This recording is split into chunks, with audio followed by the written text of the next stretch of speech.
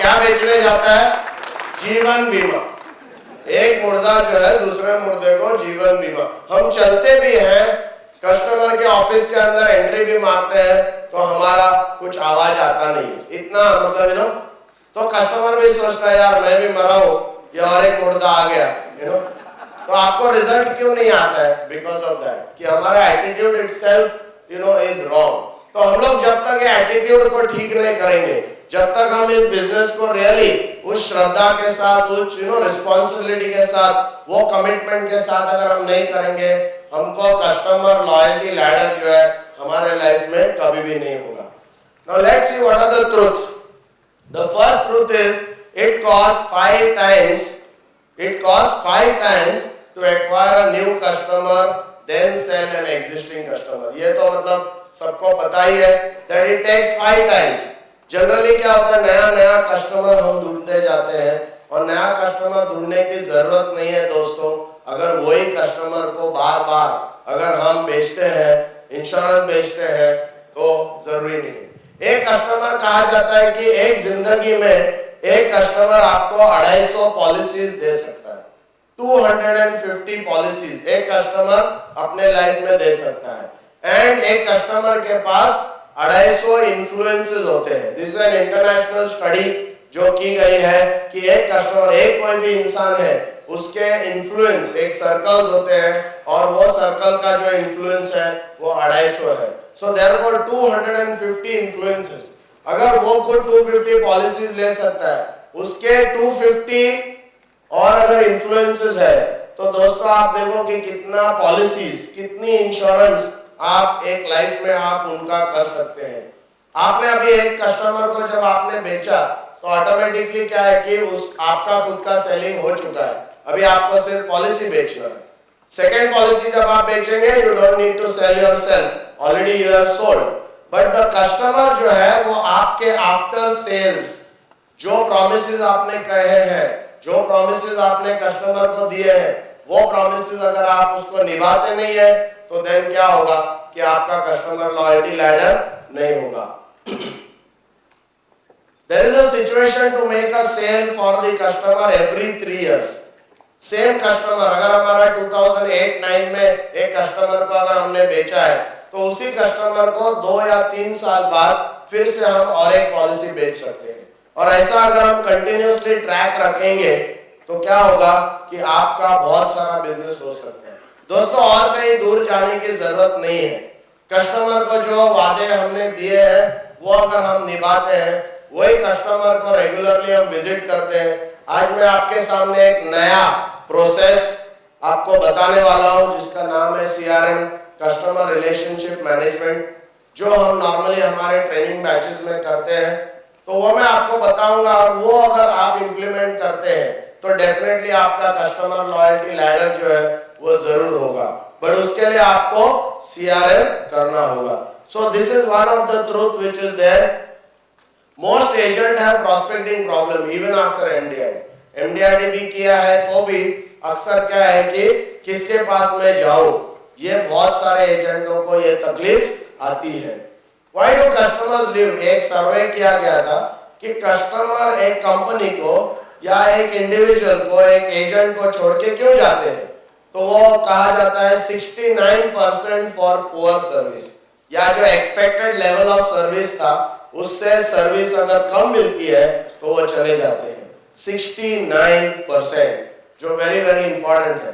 13% for product dissatisfied, product जो भी मिला उनको वो अच्छा नहीं लगा, so therefore it is. My dear friends, I don't want you to write down. Some of you I can see writing. Please focus. आपको नोट्स दिया गया है, नोट्स में everything is included. ये क्या है, हमारे एजेंट लोगों का एक बड़ा प्रॉब्लम है, खोपड़ी में कुछ नहीं जाता है, सब चोपड़ी में लिखते हैं और वो चोपड़ी कभी जिंदगी में कोई खोल के पढ़ता नहीं। वो चोपड़ी भी जाते हैं, मैं कुछ लोगों को पूछता हूं अरे लिखते क्यों, बोलता है सर मेरे लड़के को फिर ट्रेनिंग जाने की जरूरत है। तो प्लीज आप लिखो मत, because already I have given the notes. ये क्या हमारी आदत है ना, ये छूटेगी नहीं। तो please focus on what I am saying. मैंने इतना सब आपने देखा है, नोट्स मिले आपको? हाँ, तो जो भी मैं बता रहा हूँ इससे कई गुना ज्यादा उसमें मेरे वर्ड से ज्यादा वहां पर लिखा हुआ है, so please don't write anything, please focus, क्योंकि ये समझना जरूरी है. And then 9% because they got better prices. Just 9% लोग अच्छा प्राइस मिला करके दूसरे जगह जाते हैं, 9% for other reason. So this is a very very important matter. What does the customer say? He says there are only 5 basics of customer service. He says, look at me. What do you have to only do? Look at the customer, smile at the customer, talk to the customer, listen to him, and thank him. That is all that you have to do. उसका ज्यादा कोई customer का expectations नहीं है. Now who is your boss? Generally हमारा ये बहुत ही wrong perception है कि हमारे जिंदगी में, हमारे प्रोफेशन में, हमारे बिजनेस में बॉस कौन? Who is the boss? And that unless we understand, और आज की इंश्योरेंस इंडस्ट्री में बहुत ही जरूरी है कि हम ये बार बार अपने आप को याद दिलाए कि the boss is who? The boss is the customer. It is he who pays the commission to you. The boss is the customer, क्योंकि आपके जो स्टाफ है उसको सैलरी कौन देता है? कस्टमर देता है. आप बिजनेस में रहेंगे या नहीं रहेंगे ये कौन डिसाइड करता है? Customer. Therefore the customer is the king. Her decision और हर जो चीज हम करते हैं, दूसरे जो करते हैं, भले IRDA करती है या गवर्नमेंट अगर करता है, अक्सर वो सिर्फ एक ही वजह है, and that is because customer is the king. और कस्टमर को सबसे ज्यादा बेनिफिट मिलना चाहिए, सबसे ज्यादा बेनिफिट मिलना चाहिए इस वजह से. और जो बदलाव हो रहा है दोस्तों, वो बदलाव का सामना हमको करना पड़ेगा, क्योंकि वो अगर बदलाव नहीं होगा तो हम बिजनेस में नहीं रहेंगे. So what is the solution? What will be the solution? Learn how to create customer ladder of loyalty. That is the first, understand why it is important. Implement the ideas that are given to you at this seminar. हम काफी अच्छे ideas आपको देने वाले हैं, वो सब आपको समझना है, वो इम्प्लीमेंट करना है, ये सब प्रॉब्लम्स आपको सॉल्व करना है. And then you can have a very good stress free career. क्योंकि इस प्रोफेशन में बहुत सारा स्ट्रेस हमको क्यों आता है? इज बिकॉज हम लोग अच्छा काम नहीं करते, हमारे प्रोसेसेस नहीं है, हमारे सिस्टम्स नहीं है.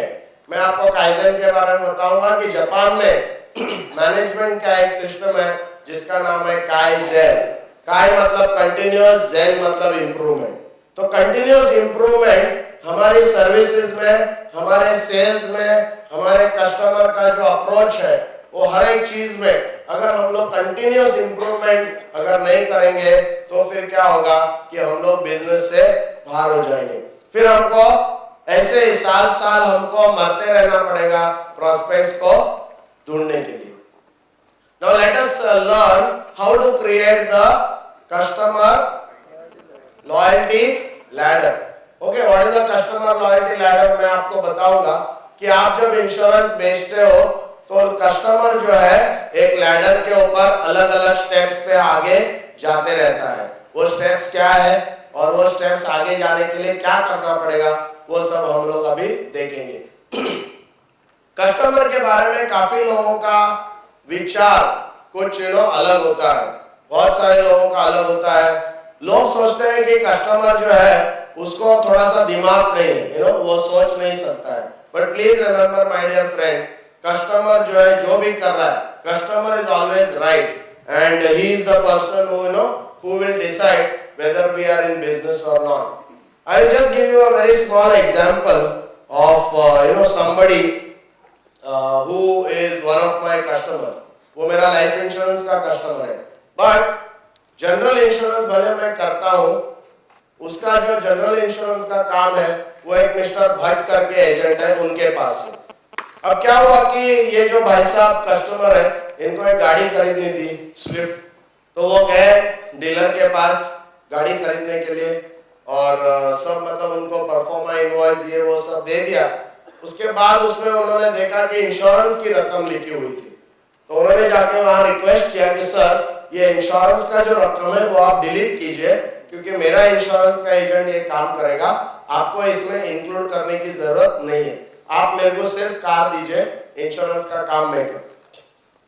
तो डीलरशिप जो है उन्होंने बोला नहीं नहीं ये तो पैकेज्ड है, आपको प्राइस के अंदर ही है, और ऐसा वैसा उसको सब समझाया।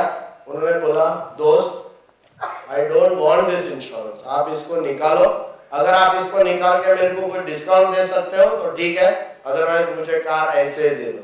वो माने नहीं, he did not buy the car. He went back to his office. He asked his office to call up all the dealers. बोला नेट पे जाओ, सब डीलर का एड्रेसेस निकालो, कॉल करो, और हर एक डीलर को ये पूछो कि आप मुझे अगर गाड़ी देते हैं तो वो गाड़ी विदाउट इंश्योरेंस जो भी कंपनी देने के लिए तैयार है, और वो इंश्योरेंस की रकम प्राइस में से अगर माइनस करके देती है तो बहुत अच्छा है। आखिर कोई रेडी नहीं था, सिर्फ एक डीलर मिला जिन्होंने बोला हम आपको डिस्काउंट तो नहीं देंगे बट हम गाड़ी देंगे आपको, अगर गाड़ी चाहिए बिना इंश्योरेंस के हम देंगे। वो कस्टमर ने 19,000 रुपया एक्स्ट्रा भर के वो गाड़ी वहां से उन्होंने लिया विदाउट बाइंग जनरल इंश्योरेंस, क्योंकि उन्होंने कहा कि मेरा सिर्फ एजेंट है वही ये काम करेगा। दोस्तों he was ready to forgo 19,000 rupees. Just imagine, कभी कभी हमको ऐसा लगता नहीं है, सोचते हैं हम लोग कि कस्टमर रिबेट पूछता है, हर बार कुछ ना कुछ ज्यादा वो है ना हमको कैसे निचोड़ने का वो सोचता है, बट दोस्तों वो कस्टमर सोचता नहीं है। हम जो जाते हैं, हमारा जो एक प्रोसेस हमारा जो है, या जिस प्रकार से हम कस्टमर के साथ पेश आते हैं, उस बिना पे वो हमको डिस्काउंट पूछता है। वही कस्टमर है जो किसी को 5,000 रुपया एक मीटिंग के लिए फीस देता है सिर्फ मिलने के लिए, वही कस्टमर दूसरे एजेंट से 50% रिबेट भी देता है। तो कस्टमर आपको फीस देगा या आपको रिबेट पूछेगा, ये डिपेंड करता है कि उसने आपको, वो उसके पास एक तागड़ी होती है, वो परसेप्शन की तागड़ी है पर तागड़ी जरूर होती है, और उस तागड़ी में वो हर एजेंट को तोलता है, और तोलने के बाद वो डिसाइड करता है कि बॉस इसको मेरे को रिबेट पूछना चाहिए या इसको मैं फीस, क्या ये फीस लेने के लायक है, ये अगर फीस देने के लायक है तो मैं डेफिनेटली उसको फीस दूंगा। तो ये कस्टमर ने 19,000 रुपया खुद का किसे से वो डाला just because he wanted to do business. मैंने उनको इवन मेडिक्लेम इसके उसके लिए काफी मैंने कन्विंस किया, वो बोला no Lazarus, what is the person who is going to do work for me, and completely, मतलब इतना सारा वो करता है। So basically it's very important. Japan में कहा जाता है कि यहाँ अगर आप देखो टैक्सी ड्राइवर्स की बात अगर देखो तो आप जाएंगे तो टैक्सी कितनी खराब रहती है। टैक्सी वाला सोचता है, वो टैक्सी स्टैंड पे टैक्सी खड़ी करता है, फिर भी उसको अगर आप पूछेंगे कि बॉस आप परेल आएंगे तो ना बोलेगा, अंधेरी आएंगे ना बोलेगा, सेंटा क्रूज ना, बोला चर्चगेट है तो मैं आऊंगा, अदरवाइज मैं नहीं आऊंगा। कभी कभी मैं टैक्सी वाले को बोलता हूँ बॉस तुम बोर्ड तो डालो, तो हम सबको पूछते नहीं बैठे, आप कहाँ जाने वाले हो बोर्ड लगाओ, रिक्शा वाले को भी। और क्या है कि दे आर टोटली अनकर्टियस, मैं नहीं जाऊंगा। जापान में एक अच्छा मैं बुक पढ़ रहा था, उसमें उन्होंने कहा है कि जापान के जो ड्राइवर्स है कितने कर्टियस है, वो अपने आप को बहुत अच्छा पोशाक पहनते हैं, अच्छा रखते हैं, हाथ में ग्लव्स पहनते हैं, और वो टैक्सी के अंदर कभी बैठेंगे नहीं। टैक्सी जब वहां पर टैक्सी स्टैंड पे रहेगी वो बाहर खड़े रहेंगे और जो भी उनके आसपास आता है उसको वो ग्रीट करेंगे, good morning sir, good evening sir, greet करेंगे। टैक्सी को वो बहुत अच्छी तरह मेंटेन करते हैं, उसके अंदर मतलब ऐसा नहीं कि उसको कभी धोया नहीं, या उसके अंदर की जो अपॉस्ट्री है वो सब उसने मेंटेन, टोटल अच्छा मेंटेन करके रखते हैं। और वही नहीं, अगर उनको जाना नहीं रहता है कहीं पर तो वो टैक्सी ओपन करके कस्टमर को अंदर बिठाते हैं, बोलते हैं मैडम सर मैं यहाँ नहीं जाऊंगा but please give me a minute, I will find out somebody who will go. वो अपने गाड़ी में उनको बिठाता है, फिर जाके दूसरी टैक्सी ढूंढ कर वो लेके आता है, खुद को एक्सक्यूज करता है, अपोलोजाइज करता है, extremely sorry sir for the trouble that you had to take, but see I have got an alternate for you, please enjoy your journey.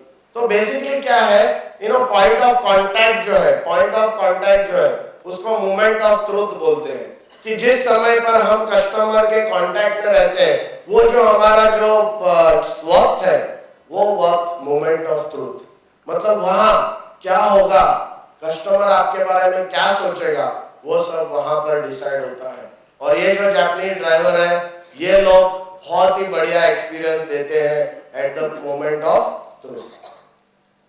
Normal selling model again क्या है कि हमारे बिजनेस में ये सब प्रॉब्लम क्यों होता है, बिकॉज हमारा जो सेलिंग है, जो हमारा सेलिंग का प्रोसेस है, वो प्रोसेस थोड़ा गलत है। हम क्या करते हैं, नॉर्मल सेलिंग मॉडल में क्या होता है, 10% जो वक्त है हम क्या करते हैं, डेवलपमेंट ऑफ ट्रस्ट में डालते हैं। मतलब क्या कि जब हम सेल्स प्रोसेस शुरू होता है तो कस्टमर के साथ रिलेशनशिप बढ़ाने में, रिलेशनशिप डेवलप करने में कितना मैं वक्त देता हूं, तो सिर्फ 10% वक्त देता हूं। I want to move fast, मुझे वक्त नहीं है, पॉलिसी जल्दी क्लोज करना है, तो मेरे पास टाइम नहीं है to do the relationship building. बोला यार एक बार पॉलिसी बेच के चले जाते हैं। तो what they do is they just spend 10% in development of trust, they spend 20% in true needs and wants. सिर्फ 20% वक्त वो लोग कस्टमर की जरूरतों को समझने में वो डालते हैं, सिर्फ 20%। खाई में रहते हैं क्योंकि पॉलिसी कैसे भी हम क्लोज करें। सिर्फ 30% टाइम वो लोग सोल्यूशन प्रेजेंट करने में देते हैं। मतलब 30% टाइम जो है उनका, वो उनको कौन सी पॉलिसी देना, कौन सा प्रोडक्ट मिक्स देना, क्या करना, वो उसमें 30% टाइम उनका जाता है। और दोस्तों नॉर्मल सेलिंग मॉडल में 40% टाइम सिर्फ इसमें जाता है क्लोजिंग करने के लिए, कंफर्मेशन करने के लिए, कस्टमर को समझाने के लिए। क्योंकि हमारा सेल्स प्रोसेस खत्म हो जाता है, बट उसके बाद क्या होता है, बहुत सारे लोग बोलते हैं सर वो सब मीटिंग अच्छा हो गया, सब कुछ हो गया, मैंने प्रपोजल भी दिया, वो खुश था, बट अभी वो मेरा फोन ही उठाता नहीं। तो फोन क्यों नहीं उठाता है, बिकॉज आपने यहाँ पर बहुत घाई की है, आपको ज्यादा वक्त लगेगा उसको फाइनलाइज करने के लिए। बट अगर हम अलग से अगर हम देखते हैं कि अगर ये नॉर्मल सेलिंग मॉडल है, then what is the other model? The other model is called as the relationship selling model. ये मॉडल अलग है, ये रिलेशनशिप सेलिंग मॉडल है। इसमें क्या होता है, we spend 40% time in development of trust. Process तो अभी शुरू भी नहीं हुआ है, सेलिंग का प्रोसेस तो अभी शुरू भी नहीं हुआ है। 40% जो टाइम है वो कस्टमर को समझने में हम बिताते हैं, वो प्रोसेस में। तो 40% time in development of trust, 30% time in finding out the needs and wants. 30% time जो है नीड्स एंड वांट्स में जाता है, 20% टाइम जो है वो सोल्यूशन प्रेजेंट करने में जाता है, और फाइनलाइजेशन में, हैंडलिंग ऑब्जेक्शन में और कंफर्मेशन में सिर्फ 10% टाइम जाता है। क्योंकि अगर आपने ये नीचे स्टार्ट का प्रोसेस अगर बराबर किया है तो आपको क्लोजिंग में तकलीफ आनी ही नहीं चाहिए। बट हमको क्लोजिंग में तकलीफ आती है बिकॉज हमारा नॉर्मल सेलिंग मॉडल है, हम जल्दी घाई में रहते हैं, कैसे भी मीटिंग करो। मैं लोगों को बोलता हूँ 2 मीटिंग करो, 3 मीटिंग करो कस्टमर के पास, तो उनको टाइम नहीं। बोला सर मैंने एक ही मीटिंग में हमको 1 2 3 करना है, कौन जाएगा बार-बार। बट अभी वो 1 2 3 एक मीटिंग में करने जाता है तो क्या हो जाता है, what happens is he goes to the confirmation में आपको बहुत टाइम लगेगा। and this is the truth of the matter कि अगर आप घाई, मतलब अगर आपको रिजल्ट इजीली चाहिए तो आपको प्रोसेस बराबर से करना होगा। अगर आप प्रोसेस फास्ट करेंगे तो आपको रिजल्ट में तकलीफ होगी। अंडरस्टूड? Hello, yes, okay. तो इसके लिए क्या है कि रिलेशनशिप सेलिंग मॉडल को अपनाओ, थोड़ा ज्यादा वक्त दो कस्टमर को, ट्रस्ट डेवलप करने में ज्यादा टाइम दो, उसकी जरूरतों को समझने के लिए ज्यादा टाइम दो। क्योंकि दोस्तों जब तक आप कस्टमर का नस और नाड़ी जब तक आपके हाथ में नहीं आएगी, जब तक आप वो नहीं समझेंगे, तब तक कोई भी सोल्यूशन आप उसको नहीं दे सकते। So therefore it is very important कि आप ये रिलेशनशिप सेलिंग जो है वो मॉडल आपको अपनाना है। ओके, अभी हम चलते हैं लैडर ऑफ गुडविल। ये लैडर ऑफ गुडविल क्या है और इस लैडर ऑफ गुडविल में कैसे हम काम कर सकते हैं। तो ये मैंने मेरा एक इमेजिनेशन में ये बनाया है। मुझे लगता है कि मेरा जो एक्सपीरियंस है, जो एजेंटों के साथ काम करते करते मेरा खुद का जो बिजनेस का एक्सपीरियंस है, उससे मैं समझता हूँ कि ये लॉयल्टी लैडर जो है वो हर एजेंट के लिए एप्लीकेबल है। सिर्फ उसके लिए आपको थोड़ी मेहनत करनी होगी, इसको थोड़ा दिमाग में रखना होगा, और उसके लिए मैं स्ट्रेटेजी भी आपको दूंगा कि किस प्रकार से ये लॉयल्टी लैडर अपने लाइफ में, अपने बिजनेस में आप उसको यूज कर सकते हैं। सबसे पहले क्या होता है, जब भी हम कोई कस्टमर को मिलते हैं, कोई भी इंसान को मिलते हैं, ही जस्ट अ सस्पेक्ट, एक नाम रहता है, हमको पता भी नहीं रहता है कि वो हमारे से इंश्योरेंस खरीदी करेगा कि नहीं, उसको क्वालिफाई भी हमने नहीं किया है। जैसा मैनी बोलते हैं मनी अथॉरिटी नीड, वो हमने उसके बारे में नहीं सोची रहे। तो जब कोई हमको रेफरेंस देता है, दैट बिकम्स अ सस्पेक्ट। कोई भी अगर दूसरा कोई एक्टिविटी से हमको नाम मिलता है तो वो सस्पेक्ट है, ही इज अनक्वालिफाइड। एक बार जब हम उसका पूरा थोड़ा सा जानकारी उसके बारे में लेते हैं, उसको हम क्वालिफाई करते हैं कि अभी यस, इस बंदे को मिलने में कोई मजा है, इसको मिलना चाहिए, तो वो सेकेंड लेवल होता है, which is he becomes a prospect. So same इंसान जो सस्पेक्ट था वो प्रॉस्पेक्ट हो जाता है। बहुत सारे ऐसे कुछ सस्पेक्ट्स है जो प्रॉस्पेक्ट्स हमारे नहीं बनेंगे, हम डिसाइड करते हैं कि उनके साथ हमको काम नहीं करना है। थर्ड लेवल पे है पाइपलाइन। पाइपलाइन मतलब अभी तक उसने कमिटमेंट नहीं किया है। मैंने अक्सर देखा है, जब भी किसी एजेंट को डेवलपमेंट ऑफिसर साहब अगर पूछता है या ब्रांच मैनेजर साहब पूछता है या ट्रेनिंग में मैं पूछता हूँ, बोला यार तेरा धंधा नहीं हो रहा है, क्या हो रहा है, तो बोलते हैं सर पाइपलाइन में है। तो वो मतलब सबको पाइपलाइन पाइपलाइन बहुत मैंने सुन के मैंने सोचा एक दिन जाके वो पाइपलाइन देखूं क्या है, तो मैंने वो पाइपलाइन में अंदर जाके देखा तो एक्चुअली है पाइपलाइन, मतलब आप लोग झूठ नहीं बोलते, देयर इज अ पाइपलाइन। और वो पाइपलाइन में एक प्रिंसिपल मैंने उस पाइपलाइन के ऊपर बनाया है इंश्योरेंस इंडस्ट्री में। तो वो पाइपलाइन क्या है, जब भी आप कोई प्रोस्पेक्ट के साथ एक मीटिंग करते हो तब वो प्रोस्पेक्ट पाइपलाइन में जाता है। हेलो, ओके, जब आप किसी प्रोस्पेक्ट के साथ एक मीटिंग करते हो तो वो आपके पाइपलाइन में जाता है। पाइपलाइन में जाने के बाद he is not committed, commitment नहीं है, फिर उसके साथ आपकी सेकेंड मीटिंग होती है, सेकेंड थर्ड मीटिंग होती है, जो भी